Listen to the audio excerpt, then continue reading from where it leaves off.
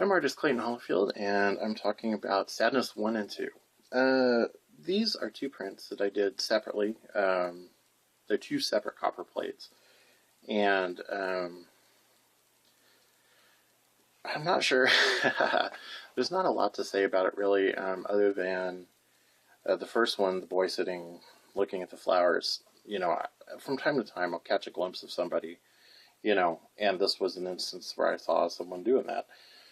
And, so I put it in my mental sketchbook and put it down later. And I think this was actually the very first print that I ever completed. The technique's dry point, where you take a stylus and scratch directly onto your plate. And more complicated printmaking talk, blah, blah, blah. But there's no acid involved. You just work directly onto the plate with the stylus and scratch on it. And you get something that's, a very demanding but delicate technique. You can get great results out of it.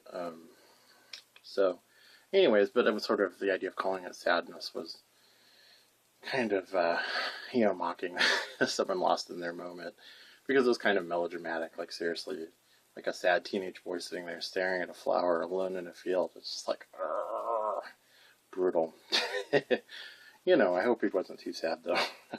And I didn't make any effort to make it, really resemble the person in question.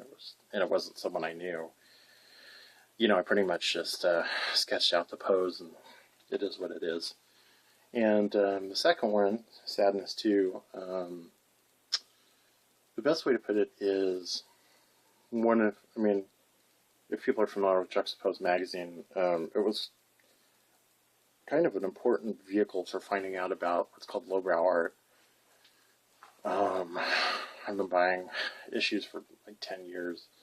At the time, it was a much smaller deal than it is now. Now it's pretty big, and the artists they feature in it are very big names and all that, much bigger than me. But that sort of, aesthetic is something that I appreciate, and I enjoyed.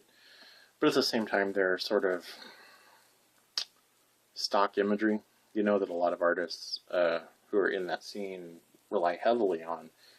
And, one is skulls, like so many skulls. And there is a print I did with some skulls in it, but that'll probably be the only time that ever happens.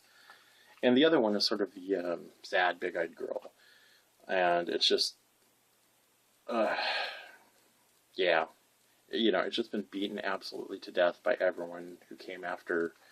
I suppose Mark Ryden is the one.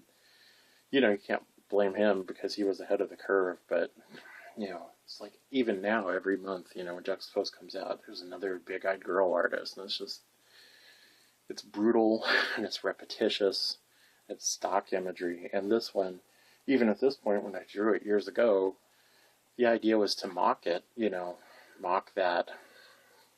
It was, the whole idea was sarcastic. It's just so awful.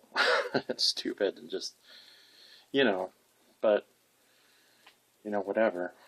I guess not everyone can come up with their own thing, so it is what it is. But in that one, the Italian words, I think, are pain and sadness, in Italian.